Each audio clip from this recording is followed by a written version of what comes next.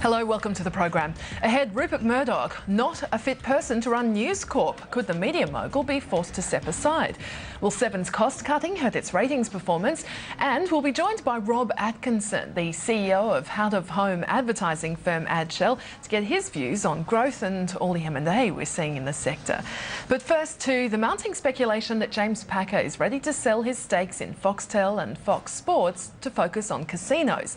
The Herald Sun's Terry McCrann reporting the billionaire's appointed UBS to negotiate the sale of his 50.1% stake in Consolidated Media Holdings.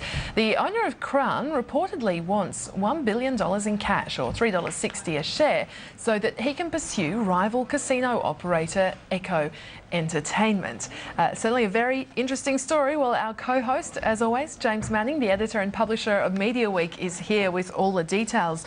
James, the possibility of this happening has been bandied about now for a while, but it seems to really be gaining traction that this could happen. Sure, yeah, they've employed an advisor to sort of put some feelers out and get some interest.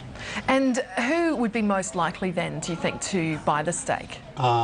Well, it's apparently some reports this morning that the other partners have first option, so Telstra and News. Terry McCrann was saying, look, he thinks it probably could be News Corp. He might have some good connections, or News Limited as it would be. He might have some good connections that would tell him that. But yeah, so that's what it looks like at this stage. Now, just looking, I mean, what could be the hurdles, perhaps, do you think, to this? Well, there's going to be some pretty big hurdles. I would have thought the regulatory people will look at this very carefully. So yeah, with either of those other partners increasing their share, I think it could be a challenge for either one of them, I would have thought. With lots of concern now about sort of concentration of media ownership, and especially now that the new Foxtel is Foxtel and the old Austar, it's a national company, so that to let those other partners increase the share of like the only player in that sort of subscription TV space would be a big move. And looking, obviously, Seven's Kerry Stokes also has a stake of around 20% or so in Consolidated Media too. Is there any chance that he could try and buy the stake? Well, I guess so. But the commentary was this morning that perhaps Mr. Stokes would be more of a seller than a buyer. This could be an opportunity for him to get a good result on his shareholding. Could you see this changing the media landscape, do you think, if this well, it could be in bits and pieces. I mean, one of the gems in the sort of Consolidated Media Holdings is their share of Fox Sports, which is becoming an increasingly significant part of the subscription TV space, with the AFL, NRL, the NRL rights up for negotiation. Someone would love to get their hands on that. So that's a big asset, and that could be quite important. All right, James, thanks for that. Let's just turn now to other news this week. A UK parliamentary inquiry into the phone hacking scandal at News Corp's British newspaper business has found that Rupert Murdoch is not a fit person to run a global company. The News Corp board says it supports Rupert Murdoch unanimously in his role as chairman and CEO. But the scandal has increased regulatory scrutiny of News Corp's controlling stake in the lucrative pay TV company B-Sky B. James, looking at this, does News Corp need to appoint a successor? What would be the likelihood of them actually coming out now that this has happened? Well, it would seem to be a prudent move, wouldn't it, given that what's happened this week. The only person around who might be acceptable is perhaps Chase Carey. Another member of the family would look very unlikely at the moment.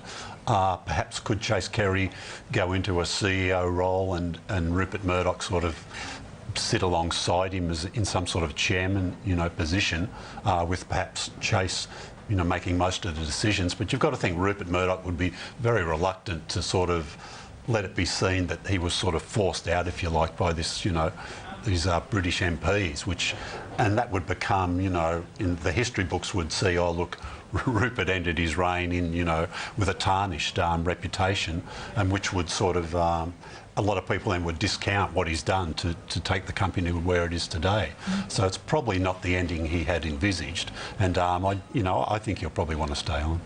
Just looking at what we've been hearing with the appearance of Rupert and also James Murdoch before the Leveson inquiry as well in the past week or so, does the future now look pretty bleak for some of those former executives and editors like Les Hinton, Yeah, Colin well, Les Myler. Hinton particularly, Colin Myler, who's former News of the World editor, and Tom Crone, one of the legal guys, who they both disputed James Murdoch's evidence. Colin Myler's now got an editorship in New York. He's the editor of the Daily News there.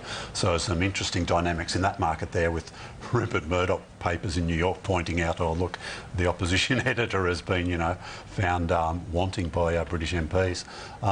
Yeah, you've got to think there could be some implications for them, all three of them, and a lot of other people. Yet we've yet to see the police reports, and so there's, as we say each week, there's still plenty more to come in this whole saga. And just on this too, because now there seems to be increased regulatory scrutiny or pressure for that, certainly on News Corp's B Sky B stake. What could you see? I mean, what could be the implications for its businesses in the UK, in the US, Australia as a result of all of this? Yeah, well, I mean, it's a yes and no for that, knowing that, look, perhaps no real implications here, but already we've seen, like, ACMA have come out and said, look, we're going to digest what's happened, look at the report in the UK. If News does want to move on that shareholding, increase their shareholding in Foxtel, well, I think regulatory people are just going to look at everything they do a lot more closely. We've been saying that for a while, so it will have flow-on effects for sure. All right, thanks for that. Let's just turn now to the tough ad market conditions for media companies. It's forced Seven to impose cost-cutting measures following that profit warning. James, looking at this, there's some significant content deals being reviewed there, and also, of course, cost-cutting measures for a number of the newsrooms as well. Is the challenge here to try and do this without impacting ratings? Could you see ratings being hurt? Well, yeah, they can. I mean, Ten's been doing this for a long time, and Ten's always said, look, we're really going to get stuck into our costs, but we're going to be very smart and try and do it without affecting ratings. You could look at their figures and say, well, they perhaps haven't been terribly successful so far, because they've had a bit of a rough start to the year. The last couple of weeks haven't been great. If Seven are looking at their costs, you can assure that 9 and 10 are equally really going through everything with a fine tooth comb. Things up for Seven are apparently reviewing their NBC output deal. It's probably fair to say they haven't had a lot of hits off NBC lately. It's fairly expensive for them to manage. V8 supercars, that's coming up for negotiation. It's an expensive little rights package. It's all off prime time programming, but again, it does attract a lot of sponsorship money, so you've got to weigh up those benefits there. And of course, presenting their news. News is a very expensive thing to get up every night. Brings you big numbers, helps your audience flow through the night. But again, look, they've got to look at those costs. I guess 7 too would be ruining The Voice on 9 being such a massive hit there as well. What is the future, do you think, for 9's rating year now as a result of the huge hit that The Voice has been? Yeah, look, I think, what are we, 3 weeks into The Voice now, I think, or are we only 2? I don't know. So I've gone by so quickly. Yeah, I think it's 3. And look, already the effect on the year-to-date ratings has been quite staggering. For 9's up something like 6% year on year to where they were last year. 7's up a little bit too. 10's down a bit. But if 9 can keep some of this momentum going, they'll carefully manage The Voice. Try and run it through to the Olympics perhaps, and they could be in a position to really challenge for the year. You've already talked about the way they're trying to increase revenue as a result of it being such a huge hit with advertisers. I just want to ask you, why isn't 9 running more of The Voice? I mean, it's on, what, 2 nights a week? I know you're saying they want it to last till the Olympics. Well, I think, they've mapped out their strategy for the year. Look, we want this to run through to the Olympic Games. We'll have the Olympic Games on. After the Games, our focus will be Big Brother. And it's... The start of the year didn't go well, but the second part, if you like, divide the year into 4 bits, the second quarter is going pretty well for them, and The Voice is a very expensive program, so we, again, with one eye on the costs, let's just stick with this. If we can get 2 episodes up a week, if that's enough just to get us across the line first, well, it's going according to plan. And is there any chance, 9 could actually win the ratings here, or is it a bit too early to make any calls like that? But there were certainly plenty of calls that, look, 7's already won the year, and I think people will probably be reviewing those sort of, comments when My Kitchen Rules was doing amazing things for them. The year's back in play, I think you could say that much. All right. Thanks for that. Now let's just turn to that other big news of the week, the government releasing the final report of the Convergence Review into the changing media landscape.